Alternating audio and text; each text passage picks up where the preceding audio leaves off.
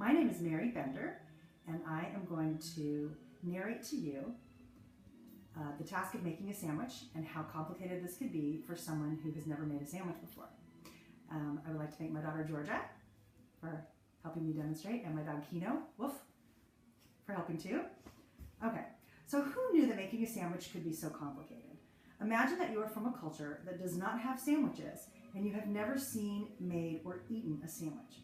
You are given ingredients to make a turkey cheese sandwich with lettuce, tomato, and mayonnaise, and you are on your own to figure it out.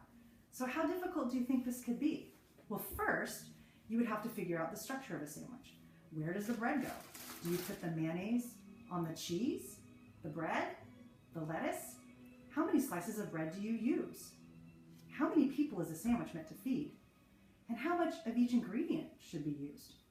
Well, as Americans who eat sandwiches regularly, my 10-year-old child and most 10-year-olds are very capable of making a sandwich because they've been exposed to it many times, and they know the answers to all these questions without even thinking about it.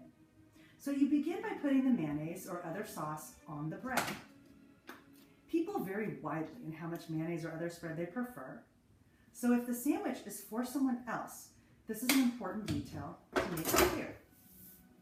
You also get mayonnaise on the bread using a butter knife. So you would need to know what a butter knife is and how to use a butter knife. You also only put spread on one side of the bread because sandwiches are usually eaten holding it in your hands.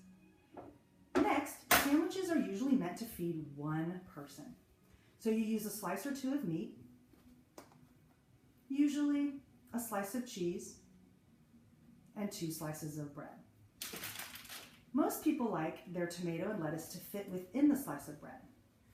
You also know that you usually use 2, 3, or 3 slices of bread in a club-style sandwich, and that you enclose the ingredients inside the bread, with the spread facing the meat and cheese. You would also need to know that the tomato is sliced, and this requires using a sharper knife. And of course, you don't need to use an entire head of lettuce, but rather a couple of leaves. You need to be very careful. If you've never used a sharp knife before, you could hurt yourself. And then you get your lettuce.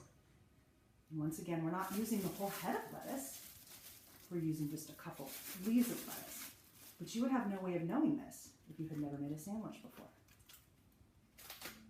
Finally, sandwiches are customarily served sliced in half because they're easier to eat this way.